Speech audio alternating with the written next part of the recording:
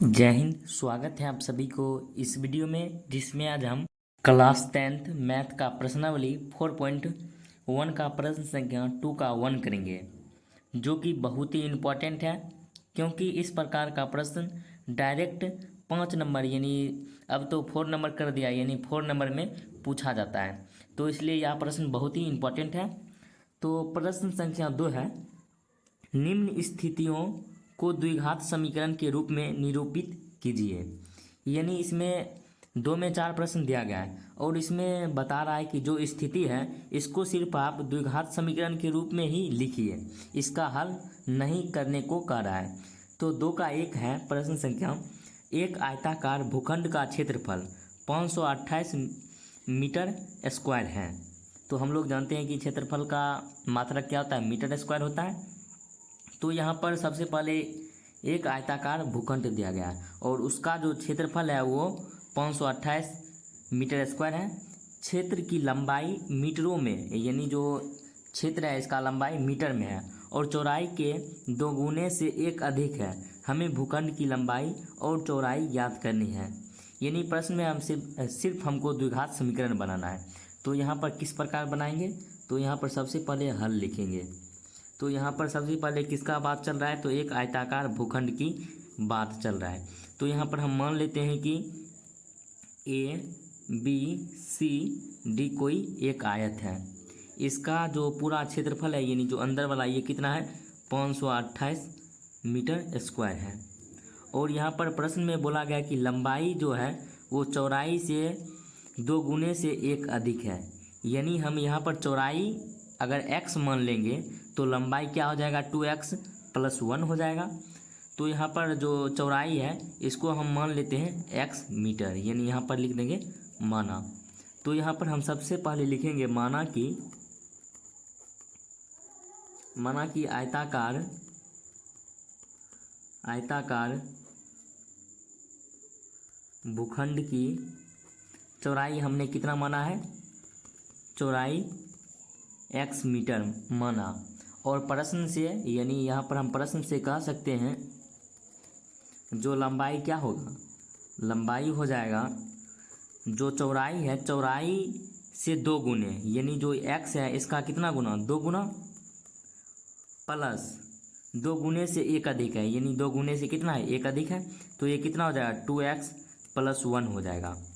और हम लोग जानते हैं कि जो आयत होता है इसका क्षेत्रफल क्या होता है। तो यहाँ पर लिखेंगे कि हम लोग जानते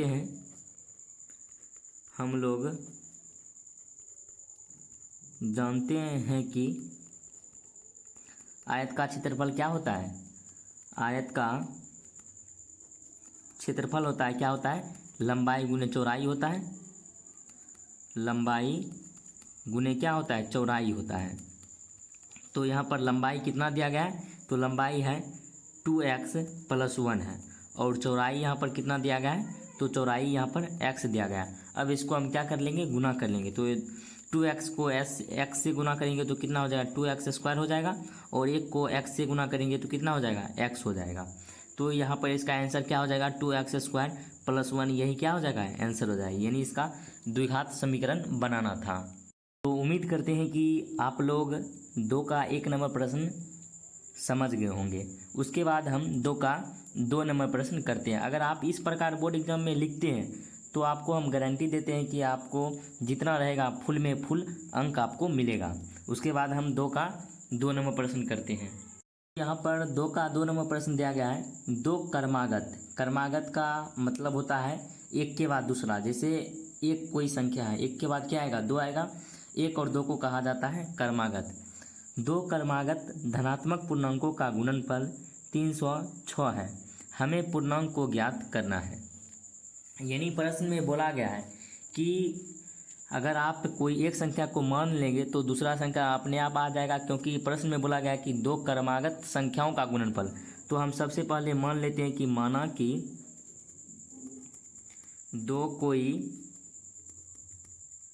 क्रमागत संख्याएं। तो सबसे पहले हम एक को मान लेते हैं x और दूसरा क्या हो जाएगा, तो क्रमागत है तो इससे क्या हो जाएगा, एक अधिक हो जाएगा। तो यानी दूसरा क्या हो जाएगा, तो x प्लस 1 हो जाएगा, तो x प्लस 1 है। तो आपने यह पूरे लाइन को समझा है। जैसा कि अगर हम एक कोई क्रमागत संख्या है तो एक के बाद क्या आएगा, 2 आएगा, तो हम 2 कैसे किए हैं, तो एक में एक को जोड़ दिए। उसी प्रकार अगर x कोई क्रमागत संख्या है तो ये x के बाद क्या आ जाएगा, तो x प्लस 1 आएगा। तो यहाँ पर हम माना कि 2 कोई क्रमागत संख्याएं x और x प्लस 1 है, और प्रश्न में बोला गया है, यहाँ पर लिखेंगे प्रश्न से कि 2 क्रमागत संख्याओं का गुणनफल, यानी जो x है और इसका गुणनफल यानी x प्लस 1 का गुणनफल कितना दिया गया है, 306 दिया गया है। तो हमको प्रश्न में बोला गया है कि संख्या ज्ञात कीजिए, लेकिन हमको संख्या ज्ञात नहीं करना है, सिर्फ हमको द्विघात समीकरण बनाना है। यानी ऊपर में क्या बोला गया था कि निम्नलिखित स्थितियों में द्विघात समीकरणों के रूप में निरूपित कीजिए, यानी द्विघात समीकरण के रूप में हमको बनाना है। तो यहाँ पर इसको गुना करेंगे तो ये कितना हो जाएगा, एक्स स्क्वायर हो जाएगा, और यहाँ पर ये कितना हो जाएगा, 1 को x से गुना करेंगे तो x इक्वल टू यहाँ पर कितना है, 306 है। तो यहाँ पर ये कितना हो जाएगा, एक्स स्क्वायर प्लस x, और इधर प्लस इधर आएगा तो माइनस 306 हो जाएगा इक्वल टू 0। यही क्या होगा, आंसर हो गया। तो उम्मीद करते हैं कि आप लोग 2 का 1 और 2 समझ गए होंगे। उसके बाद 2 का 3 नंबर प्रश्न करते हैं, जो कि बहुत ही इम्पोर्टेंट है। यहाँ पर 2 का 3 नंबर प्रश्न दिया गया है, गहन को माँ उससे 26 साल बड़ी है, उसकी आयु वर्षों में है, उसका आयु का गुणनफल अब से 3 वर्ष पश्चात 360 हो जाएगी। हमें रोहन की वर्तमान आय यानी जो आयु है इसको ज्ञात करनी है। तो यहाँ पर किसकी बात चल रही है, तो एक जो यहाँ पर क्या है, रोहन है, यहाँ पर रोहन है, तो हमने यहाँ पर पढ़ा दिया गहन। तो किसका बात चल रहा है, तो एक रोहन है और एक रोहन की माँ है। तो सबसे पहले हम मान लेंगे कि माना कि रोहन का वर्तमान आयु x है तथा उनकी माँ की आयु y है। उसके बाद बढ़ते हैं आगे। पर सबसे पहले लिखेंगे माना कि रोहन की वर्तमान आयु मान लेते हैं x वर्ष है तथा उसकी माँ की आयु कितना हो जाएगा, तो मान लेते हैं y वर्ष है। अब हम क्या चलेंगे, प्रश्न से चलेंगे, प्रश्न से। पर सबसे पहले प्रश्न में दिया गया कि रोहन की माँ उससे 26 साल बड़ी है। तो यहाँ पर हमने जैसे यहाँ पर रोहन का आयु x है तो उसकी माँ की आयु कितना हो जाएगा, तो उसकी माँ की आयु हो जाएगा कितना बड़ा है, तो 26 साल बड़ा है। तो यहाँ पर 26 हो जाएगा, यानी y इक्वल टू हो जाएगा 26 प्लस x हो जाएगा। यानी जो इसकी माँ है रोहन से कितनी है, 26 साल बड़ी है। उसके बाद इसको मान लेंगे समीकरण फर्स्ट। उसके बाद यहाँ पर दिया गया है दूसरे स्थिति में उसकी आयु का गुणनफल अब से 3 वर्ष पश्चात 360 हो जाएगी। उनकी आयु यानी जो रोहन की माँ है उनकी आयु का गुणनफल 3 वर्ष पश्चात कितनी हो जाएगी, 360 हो जाएगी। यानी जो ये y है रोहन की माँ, इसकी 3 वर्ष पश्चात यानी 3 वर्ष क्या कर देंगे माइनस, अब इनकी आयु कितनी हो जाएगी, तो 360 वर्ष हो जाएगी। इसको हल करने में यानी बहुत कठिनाई होगा, तो इसको एक अन्य तरीका से बनाते हैं। यानी तो यहाँ पर प्रश्न में ही दिया गया था कि जो रोहन की माँ की आयु है वो 26 वर्ष बड़ी है। तो हम यहाँ पर रोहन की आयु मान लेंगे तो उसकी माँ की आयु निकल जाएगा। तो यहाँ पर हम क्या कर लेते हैं, तो इसका दूसरा मेथड से करते हैं, यानी एक्स वाई को छोड़कर यहाँ सिर्फ हम एक्स को मानते हैं। यानी यहाँ पर 2 का 3 का हल कर रहे हैं, तो यहाँ पर सबसे पहले लिखेंगे माना रोहन की वर्तमान आयु मान लेते हैं एक्स, रोहन की वर्तमान आयु हम मान लेते हैं एक्स। तो उसकी यानी प्रश्न से हम कह सकते हैं कि उसकी माँ की आयु कितनी हो जाएगी, यानी y इक्वल टू हो जाएगी प्रश्न से उससे 26 साल बड़ा है, यानी x प्लस यहाँ पर जो रोहन की माँ, यहाँ पर y नहीं होगा, यहाँ पर रोहन की माँ की आयु कितनी हो जाएगी, x प्लस 26 वर्ष हो जाएगा। यानी रोहन से कितना बड़ा है, 26 वर्ष बड़ा है। उसके बाद हम यहाँ पर प्रश्न से कह सकते हैं कि 3 वर्ष पश्चात जो रोहन की आयु हो जाएगा वो कितना हो जाएगा। आज कोई 10 वर्ष का है, 3 साल बाद वो कितना वर्ष का हो जाएगा, 13 वर्ष हो जाएगा। क्या हमने क्या किया, यानी जोड़ दिया। तो यहाँ पर रोहन की आयु कितना है, x, तो 3 वर्ष कितना हो जाएगा, x+3 हो जाएगा। उसी प्रकार माँ की आयु कितनी हो जाएगी, माँ की आयु हो जाएगी, आज कोई 26 वर्ष का है, 3 साल बाद वो कितने वर्ष का हो जाएगा, 29, यानी x+ क्या हो जाएगा, 29 वर्ष हो जाएगा। और प्रश्न में बोला गया है कि इन दोनों का आयु का गुणनफल ये यहाँ पर कितना दिया गया है, 360 दिया गया है, यानी x+3 इंटू x+29 इसका इक्वल कितना दिया गया है, 360 दिया गया है। अब यहाँ पर इसको क्या करना है, इसको गुणा कर देना है, यानी x को x से गुणा करेंगे तो x² हो जाएगा, प्लस x को 29 से गुणा करेंगे तो ये हो जाएगा 29x। उसके बाद अब 3 को x से गुणा करेंगे तो ये हो जाएगा 3x, और 3 को 29 से गुणा करेंगे 9 यानी 27, और 3 दूना 6 2 8 यानी 87 हो जाएगा, इक्वल टू यहाँ पर कितना दिया गया है, 360। यहाँ पर ये हो जाएगा x², इसको जोड़ेंगे तो ये कितना हो जाएगा, प्लस 32x, और यहाँ पर ये प्लस 87 है, और इधर यहाँ पर 360, इधर प्लस, इधर आएगा तो ये माइनस हो जाएगा, यानी 360 इक्वल टू 0 हो जाएगा। तो यहाँ पर ये हो जाएगा x² प्लस 32x, और यानी 360 में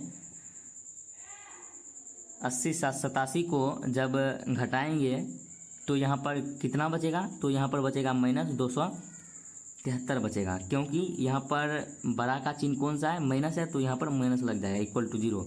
यही क्या हो जाएगा, आंसर हो जाएगा। तो उम्मीद करते हैं कि आप लोग 2 का 3 भी समझ गए होंगे। हमने यहाँ पर शुरू में ही गलती कर दिया था कि XY माना था, लेकिन हमको क्या मानना चाहिए था, x मानना चाहिए था, क्योंकि जो ये द्विघात समीकरण है इसको हमें x में ही हल करने में क्या होता, आसानी होता है, इसलिए हमने सिर्फ x में ही हल किया। लेकिन y में भी हो जाता, लेकिन उसमें बहुत यानी लंबा प्रोसेस चलता। उसके बाद हम प्रश्नावली 4.1 का प्रश्न संख्या 4 करते हैं, जो कि लास्ट प्रश्न है और बहुत ही महत्वपूर्ण है। यहाँ पर प्रश्न संख्या 4 दिया गया है, एक रेलगाड़ी 480 किलोमीटर की दूरी समान चाल से तय करती है। यदि उसकी चाल 8 किलोमीटर प्रति घंटा कम होती तो वह उसी दूरी को तय करने में 3 घंटे अधिक लेती। हमें रेलगाड़ी की चाल ज्ञात करनी है। तो हमको जिसको भी ज्ञात करना है उसको हम मान लेंगे x। तो यहाँ पर क्या दिया गया, किलोमीटर प्रति घंटा में दिया गया है। तो हम सबसे पहले माना कि रेलगाड़ी की चाल x किलोमीटर प्रति घंटा है। तो यहाँ पर मान लेते हैं, सबसे पहले माना कि रेलगाड़ी की चाल x किलोमीटर प्रति घंटा है।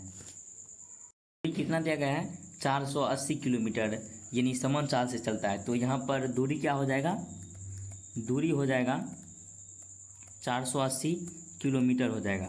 और हमको समय निकालना है, तो यहाँ पर लिखेंगे समय बराबर, यानी t हमको निकालना है। तो समय बराबर क्या होता है, तो सबसे पहले हम लोग जानते हैं कि चाल बराबर क्या होता है, दूरी बटा समय।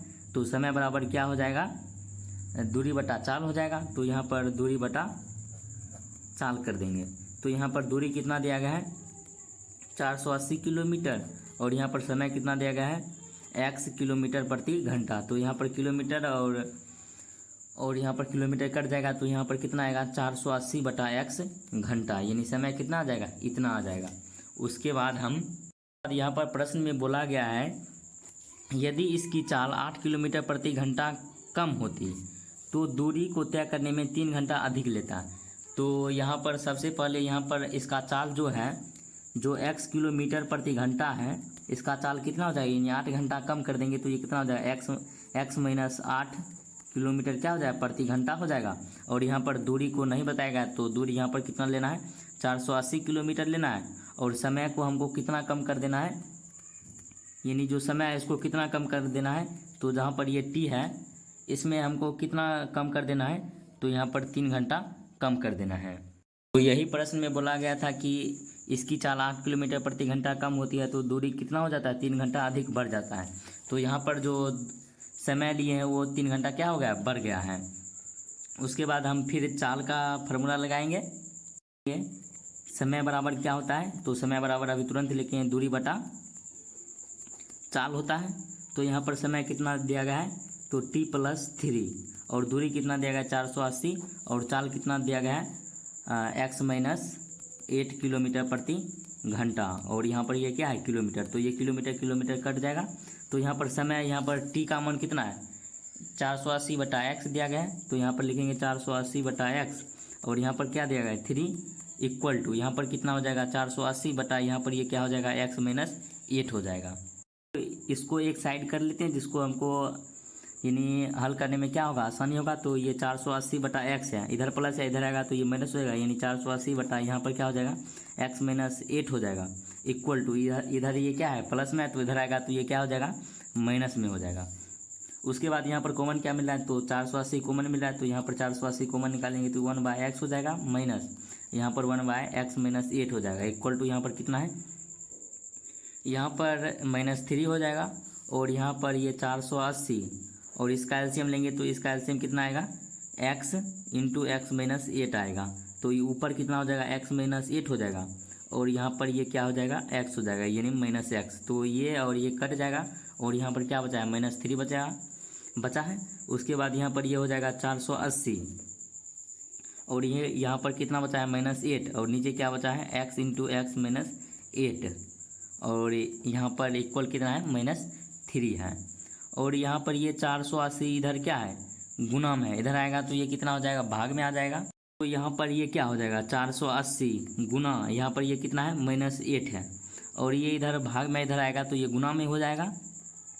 तो ये कितना हो जाएगा -3 गुना, ये x को x से गुना करेंगे तो x² हो जाएगा और x को -8 से गुना करेंगे तो कितना हो जाएगा -8x हो जाएगा। अब इसको गुना करेंगे तो यहाँ पर 48 को 8 से गुना करेंगे, 8 कितना होता है 64, तो बच गया कितना 6 को 8 को 4 से गुना करेंगे तो 32 6 कितना हो जाएगा, ये हो जाता है 32 और 6 कितना होता है 38। तो यहाँ पर ये हो जाएगा 38,040 और यहाँ पर माइनस लगाए तो माइनस लगा देंगे और यहाँ पर इसको गुना करेंगे तो ये हो जाएगा -3x² और ये हो जाएगा यहाँ पर हो जाएगा +24x हो जाएगा। तो यहाँ पर ये कितना है इधर माइनस है तो इधर करेंगे तो 3x² हो जाएगा और ये माइनस हो जाएगा 24x और यहाँ पर ये क्या हो जाएगा -38,040, ये इक्वल टू कितना हो जाएगा 0। यही क्या हो गया आंसर हो गया। तो उम्मीद करते हैं कि आप लोग